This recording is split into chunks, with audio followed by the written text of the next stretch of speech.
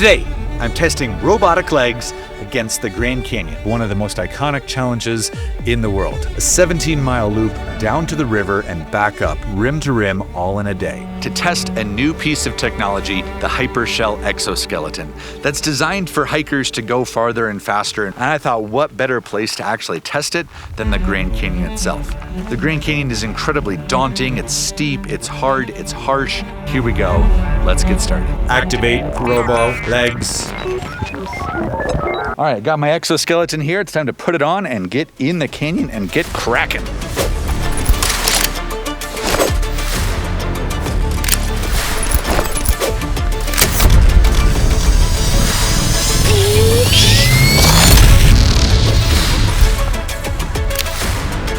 If there's one person out here going down today and up, it's me. I definitely feel something. It's kind of a strange sensation. It's like definitely helping me move. This is experimental. I'm not sure what it's gonna be like. I think it is still a really good idea to make sure that you don't do anything that you couldn't physically do without the assistance of the exoskeleton. So like if this thing completely fails and I just need to do it without any assistance, well, I still have that ability. I do have trekking poles with me as well, and I might opt to double up if the trail stays like this, because this is definitely challenging. All right, gotta put the camera away and just start moving down.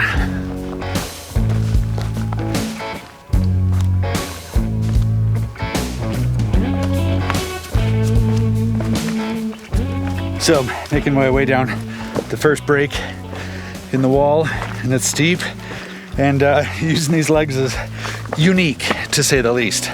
I do feel them. I do feel them working. But at the same time, they're like on the steep stuff, they don't really like resist you backwards, which is probably good.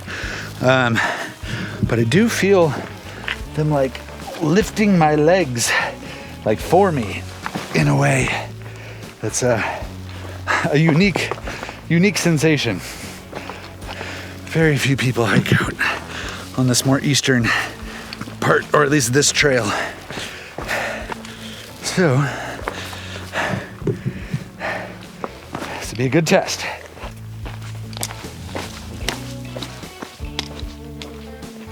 So far I've dropped about 2,000 feet down from the rim, and I'm just scratching the surface because I've got about 3,000 feet more to go as a drop before a 10-mile, 5,000, almost 6,000 foot ascent back up to the rim. So super long day, and I'm gonna be out here for a while. So I gotta keep hustling. Interesting point in the canyon. Just came from over there. Got to go down there. When I looked up information about this trail, it was definitely like advertising that this is a very challenging trail. And yeah, it's super challenging.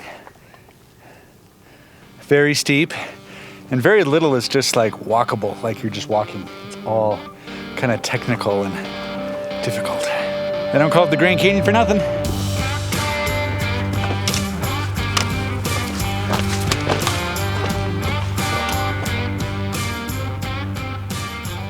All right, so here's a quick look at the app. So I still have, on my current usage, I have 10 miles left. And basically it means I'm not using much as I'm going this steeply downhill. So I've got it in eco mode. So it's kind of like conserving the battery. And I haven't tried it on hyper. I don't think that on this super steep descent, I want much. But right now, since I'm just sitting here, I can put it in transparent mode. Just like that, and everything kind of like just goes to sleep. So it can kind of have this adaptive recognition of what you're doing, which is kind of cool. And I can tell like there are certain times when it kicks in and when it kind of like mellows out. I'm dropping down low. It's getting hot. I need to take care of myself. And I'm definitely like not moving as fast on this trail as I would on the South Kaibab, which is much more maintained. All of the trail is really challenging for your footwork. And what I'm finding for the exoskeleton is that it works and it does help, but on this really steep stuff, I don't think that it's actually that helpful, especially compared to like trekking poles. I think trekking poles are actually like far more useful on this steep stuff because I can really plant and like get my balance and stuff like that. Got into this wash here, saw some water, and which has since disappeared, so I got all excited, but it only lasted for 150 yards or so, and it'll probably pop back up, but it's somewhere under this sediment, under this gravel. I hope the Grandview trail out is an easier trail. It's at least going to be mellower because it's the same elevation gain but over 10 miles instead of 6.5. So that'll make a difference. Loving seeing these big walls though. Look at that. So cool.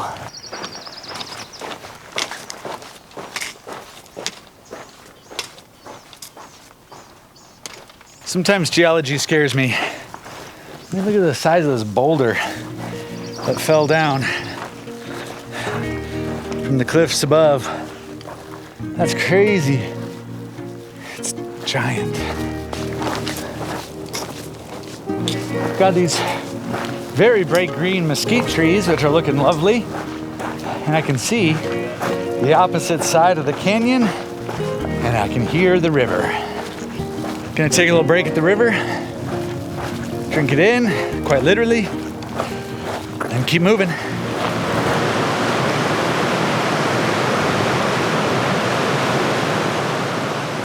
Welcome to Hance Rapids. This is now my junction. I'm gonna be heading that way along the river for just a smidge before starting my ascent up the Grandview Trail. I'm gonna have some lunch, refresh my water, and then get going. All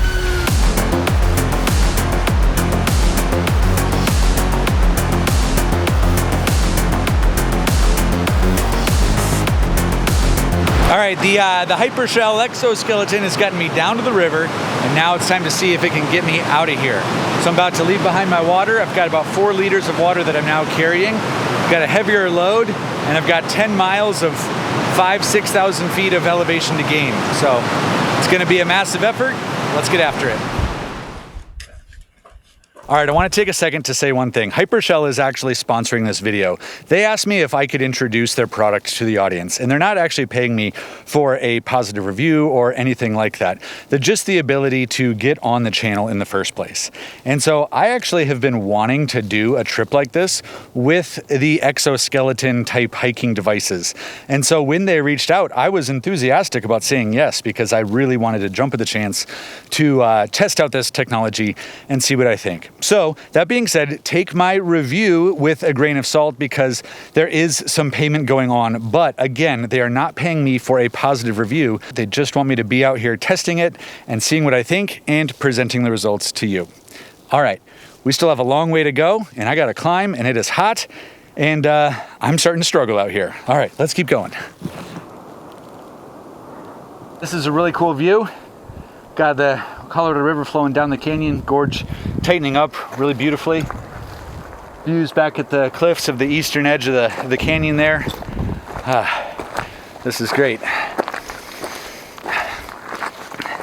Not gonna lie, starting to feel weary. All right, so the unit just ran out of battery, but I have a backup, and I came with 2, and each one supposedly gets you about 10 miles.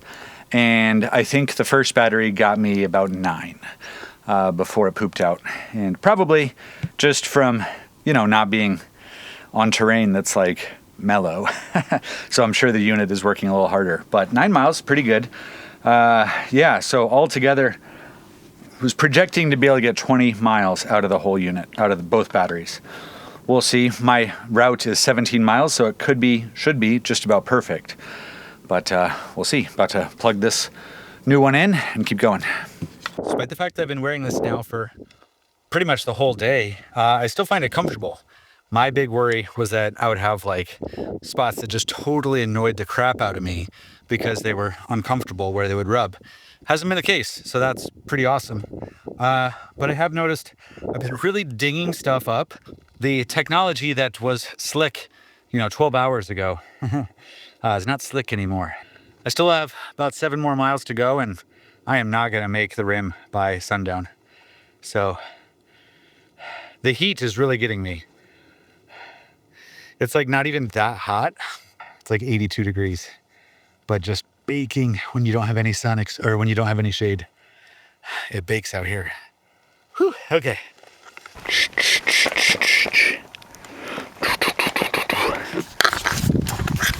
I mean, I still feel cool. Whenever hikers pass, I start doing the robot. That's what I should do. I should do the robot at like every overlook. If I have the energy. I'm not gonna lie, I'm struggling.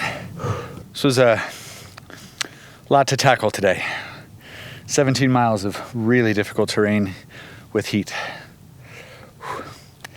Starting to think that wasn't my brightest idea.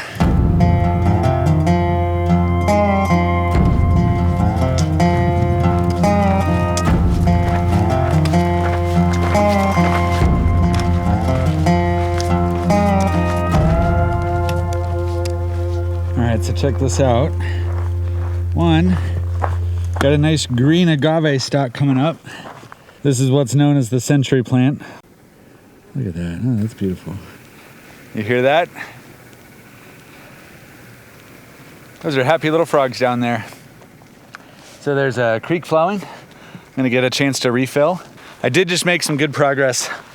I'm on this like Tonto bench, and I was able to really crush a little bit, and that was really helpful, because so far before this, all 17 miles, each one of them has been a punishing mile, which that's just hard to do for a full day. All right, let's get some water. That's an inviting place to camp. No rest for the weary though. I still have to climb out that huge red wall and upper limestone layers, whew, still a lot to do. I'm thankful though that the heat has died down and the shadows are longer. I feel so much better.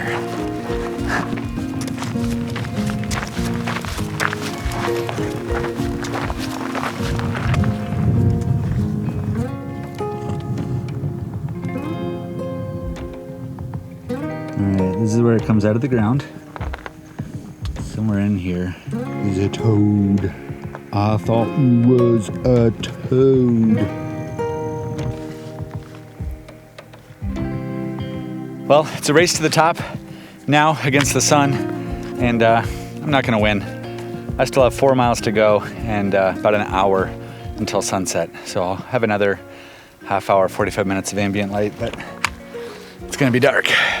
Try my best, but I have a headlamp and kind of always expected or planned for the likelihood that I'd still be hiking in the dark. Well, my robo legs are about to die. 4% battery left. I think the Grand Canyon's gonna win against old Exoskeleton. And it's about to be me, or at the very least, whoop me real good. Whew. I'll make it to the top, but it's gonna be a slow, painful journey. And just about the last few steps, my robotic legs here. It was a good ride.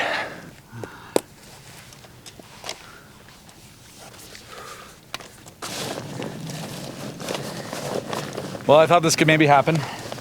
I ain't got no more robo legs. Had to take them off because they died. So, I planned for having room to throw it in my pack, so it's now in my pack. A little sad. Well, now we'll see what the real difference feels like now that I don't have it anymore. Just in case you need a reminder, the Grand Canyon's beautiful. And I still got a lot to climb. Up there, up, and then there's more. But wow, so pretty. Oh man, if I were up a little higher, I'd be getting a nice sunset. Okay. All right, my friends, I didn't make it to the top before the sun went down. That little point, one of those points, actually, it's hard to tell which one, is where I'm going. Almost there. Losing the hat, packing it away, letting the air blow through my gorgeous locks. Oh. All right, I'm worked. I'm ready to be done. 2 more miles. Wow, that was so hard. That was awesome though. So I finished in 12 hours, pretty much right on 12 hours from when I started. So feels like a big accomplishment to do that 17-mile loop with all the challenging terrain like that. That was not an easy loop. So I wanted to come back into the field to show you a couple of things that I think I missed on the trip. So quick, a couple of specs. This thing weighs 5.6 pounds with its battery, and does come with a spare battery, as you saw in the video. The Hypershell Exoskeleton also retails for $999. And there's a few things that I want to also just dive into here out while I'm wearing the unit again. So first off, I mentioned that one of the best things about this was the comfort, and I think that that's really true. So I was able to wear this for about 10 hours straight, and it remained comfortable the entire time I wore it. I thought for sure after hour 4 or 5, I would be like aching to get this thing off, but that was never the case. So I was actually really impressed with its comfort there. And then another thing was I was unsure of how it would pair with a backpack. And one of the things that I thought was actually really cool was how well it created a nice little shelf for the backpack to sit on top of. And what that did is it actually really minimized the amount of weight that was on my shoulders, and it distributed it in a really nice, unique way that I've never really felt before.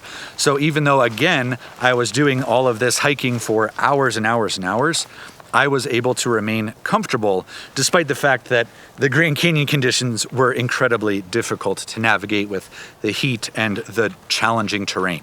Now, I did have some battery life issues with this. I think that, it says that the batteries can last up to 10 or 11 miles. And so I thought that maybe it could extend beyond my 17-mile mark for the trip, but because the terrain was so technical and challenging, and I was doing so many difficult, odd movements, I think that the battery life was drained faster, almost like miles per gallon in a car. Like, yes, maybe highway miles, it can get 30 miles to the gallon, but if you're doing a bunch of challenging and steep terrain in a car, you're not gonna get the same mileage. And I think that that's the same. So adjusting the expectations according to the terrain was probably like needed on my part there. A couple of the positives, I think that it was a really easy unit to get used to pull it out of the box, to get it fit to my body, to get the app working, and to get it integrated. And it didn't really require any learning curve whatsoever there. So that was actually another really good thing about the unit. Now, where I think I pushed it too far is I think I pushed it into the technical terrain a little too much. I think that this type of technology, it's better suited for your intermediate, maybe even your slightly more advanced hikers out there, but for really elite athletes or really elite challenges with super technical terrain, I don't think this is the right fit. I think there are a lot of people who can really find a use out of this, and those are for people who are doing more moderate terrain and trying to extend their mileage and extend their comfort range when they're going out there. Maybe it's like a photographer who's going to be carrying a camera equipment and wants to go a little bit farther than they normally would. Or maybe it's like two people with, maybe slightly different fitness levels. Helping one person match the fitness level of the other person might also be a really good fit. I think that there are some really interesting use cases for this technology. But again, the people who are really elite and doing mega long challenges or mega difficult challenges, this probably isn't the right technology for you. One thing that it really does excel at too is just consistent movement. Like, you can see maybe right now how much this thing is like, oh, I know what to do. And it really actually is moving my legs for me in a kind of odd and fun way. You're just so used to doing these movements for yourself that when a machine or a technology is doing it for you, it takes a little bit of like, oh, this is how I move now. And I will note that when I actually took this unit off because the batteries had died and I had to move my legs on my own, I definitely felt like, oh, my legs feel like sludge, and I didn't realize how much benefit I was truly getting from this unit until I took them off. So my overall takeaways for this unit is that it's a really interesting technology. It's not for everybody, but there are definitely a lot of people who I think will be really interested in being able to use something like this. And I'd love to hear from you. Would you ever use a exoskeleton to help you hike? Leave it in the comments below. Let me know your thoughts. I'd love to hear from you. And that's it for me. So I'm Eric Hansen. Thanks so much for watching. I'll see you later, everybody.